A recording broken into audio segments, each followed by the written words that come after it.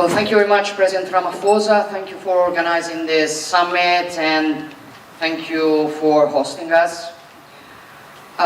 This G20, as many said before me, is being held in Africa for the first time, which is, in my opinion, a circumstance that makes it particularly symbolic. But at the end of the day, it is impossible to talk about any model of cooperation and development for the future without Africa. Others before me talked about this spirit of Ubuntu, which is part of this nation's culture, according to which we define who we are in relation to others. I do agree, obviously, but I would like to add that in this interconnected world we live in, we regress in relation to others. We have seen this very clearly in recent years with the effects of climate change, the pandemic crisis, the unjustified Russian war of aggression against Ukraine, and I want to say that Italy is ready to work with its European and American partners to reach a just peace, as Italy is already contributing in the Middle East to fix a result which is fragile but very important. Anyway, we know these phenomena have had an impact far beyond the borders where they occurred. This is why cooperation is inevitable, and this is why we need growth based on shared rules and truly fair trade relations. We know very well now the real effects of unrestrained globalization, which are very different from those who were praised. It verticalized and concentrated wealth, it multiplied poverty, it weakened democracy and social safety nets, and these are mistakes we cannot repeat. The World Trade Organization needs to be rethought, and it must be clear to everyone that partnerships are real only when they are equal and generate benefits for all parties involved. This is the philosophy that has guided Italy through the lens of the Mattei Plan for Africa. It is a new way of looking at the African continent, not as a problem, but rather as an opportunity, not lecturing from top to bottom, but with respect.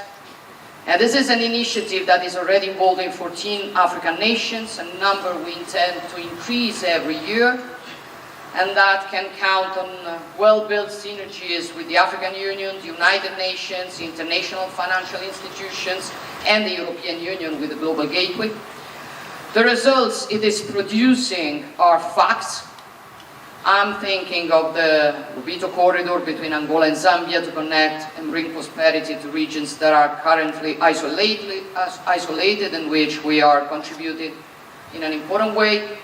I am thinking of the opening in Rome of the AI hub for sustainable development, which will involve hundreds of African startups in the development of artificial intelligence. I am thinking of the use of wastewater in the ambitious TANIT project in Tunisia for the recovery of unproductive land.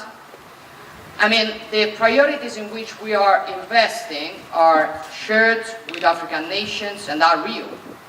Health, agriculture, water, infrastructure, and moreover training, because nothing can be done without valuing human capital. And as everybody knows, I think that nobody can really think to help the African continent simply accepting that hundreds of thousands of young African people pay traffickers to move towards Europe. That is why, together with Nigeria and in partnership with the Global Partnership of Education, we've launched a campaign to raise $5 billion and improve the education of 750 million children in different nations. And however, to build an Africa that is truly capable of competing on equal terms, we obviously cannot ignore the burden of debt that weighs on many of the nations of this continent. So Italy has also decided to reduce the debt of low and middle income countries by 50% over the next 10 years, and above all to convert the entire debt of the least developed countries into investments plan for those countries, which is a choice, I consider a choice of justice and responsibility that we hope others will follow. We believe this is the right path to take in order to build development, and we can do it together with humility and moreover with respect for the others. I thank you.